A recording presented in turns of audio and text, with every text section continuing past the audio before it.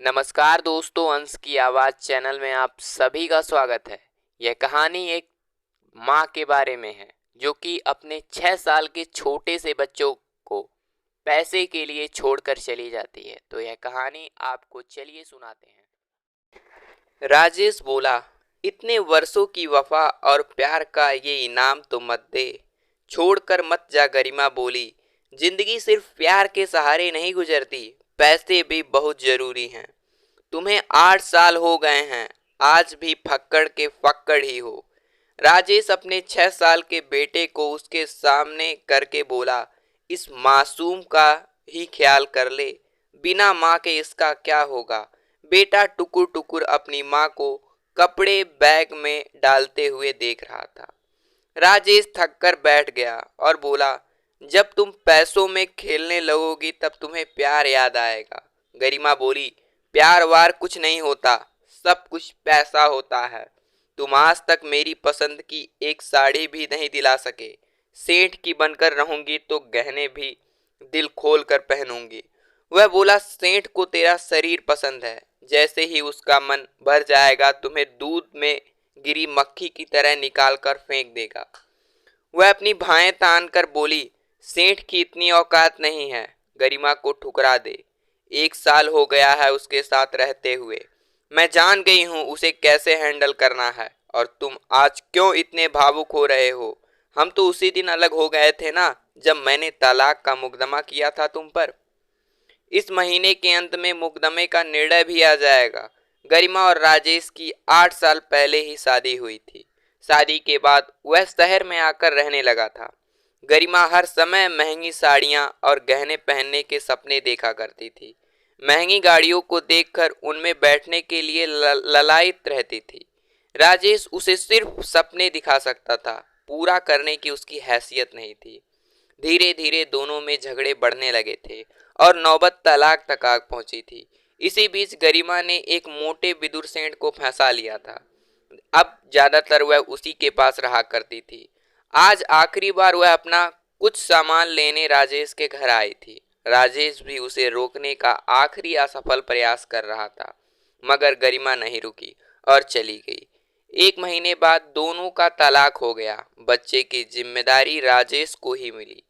गरिमा उसे रखना भी नहीं चाहती थी। उसके बाद राजेश शहर छोड़कर गांव चला गया, क्योंकि राजेश से उस नफरत हो गई उस शहर से। शहर ने उसे लूट लिया था, उसकी सुंदरता बीबी उससे छीन ली थी। 20 साल बाद राजेश, जो कभी मकान बनाने वाला मिस्त्री हुआ करता था, अब वह बड़ा ठेकेदार बन गया था। शहर में उसकी कई साइट चल रही थी, उन्हीं पर एक औरत काम मांगने आई।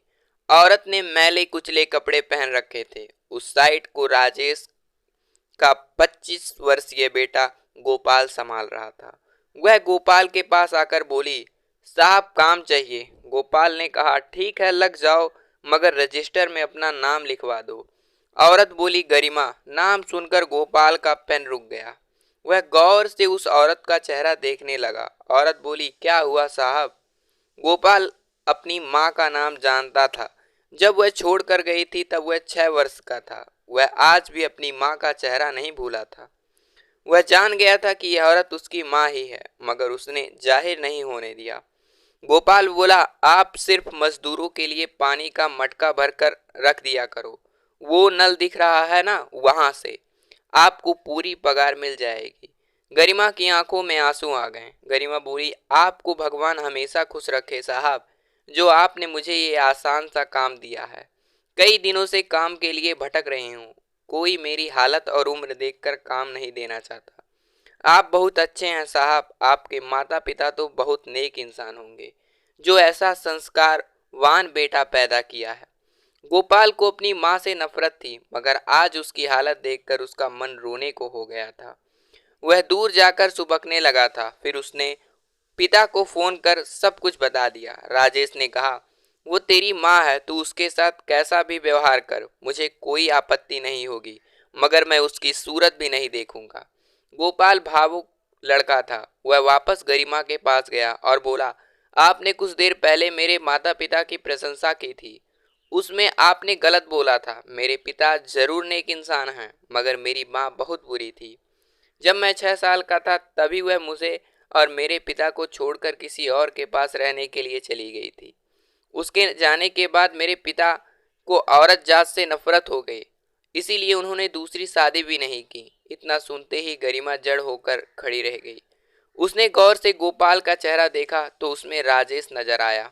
वह चुपचाप वहां से जाने लगी तो गोपाल उसके आगे खड़ा हो गया। बोला, माँ हो मेरी, इसीलिए बुढ़ापे में यूं दर दर नहीं भटकने दूंगा। मुझे भी भगवान के घर जाना है, वहां जवाब देना होगा। तो क्या जवाब दूंगा? फिर गोपाल ने गरिमा की गाड़ी में बैठाया और शहर में अपने एक घर में छोड़ दिया। बोला, यहाँ आपको रहने के लिए सब कुछ मिलेगा, मगर यहाँ आपको कोई रिश्ता नहीं मिलेगा, क्योंकि आपको पता ही नहीं कि रिश्ते क्या होते हैं। गरिमा जिस सेठ के लिए राजेश को छोड़कर गई थी, वह उसे 2 महीने बाद ही घर से भगा दिया था। वह 20 साल दर दर भटक रही थी। गरिमा को अब रहने के लिए छत तो मिल गई थी, मगर उससे मिलने के लिए राजेश और गोपाल नहीं आते थे। वह अकेले ही रहती थी और पश्चाताप करती थी कि उसने थोड़ा सा इंतजार कर लिया होता तो आज उसके पास भी पैसा और रिश्ते दोनों होते। तो दोस्तों, इस कहानी को लेकर आपके मन में क्या विचार है, कमेंट बॉक्स में ज़रूर बताइएगा। अगर यह कहानी आपको अच्छी लगी तो वीडियो को लाइक करके चैनल को ज़रूर सब्सक्राइब कीजिएगा। फिर मिलेंगे नए वीडियो में, तब तक के लिए धन्यवाद।